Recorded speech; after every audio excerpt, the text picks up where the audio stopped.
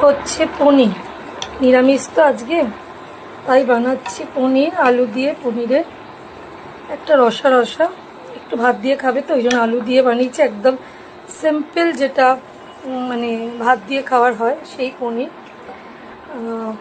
জানি না কীরকম খেতে হবে, আশা করি ভালো হবে, কেন ভাত দিয়ে খাবে বলে এই সিস্টেম। আর যদি অন্য কিছু দিয়ে খেত তখন অন্য কিছু বানাতাম, আজ তো নিরামিষ প্রথমেই বলেছি তোমাদের। তো মুগের ডাল বানিয়েছি, পুঁই শাক চচ্চড়ি, আর এই পনির হচ্ছে। পনির কার কার পছন্দ, অনেকেরই দেখেছি পনির রান্না খুব পছন্দ করে। আমার বাড়ির বাচ্চারা পনিরটা খুবই পছন্দ করে, খুব।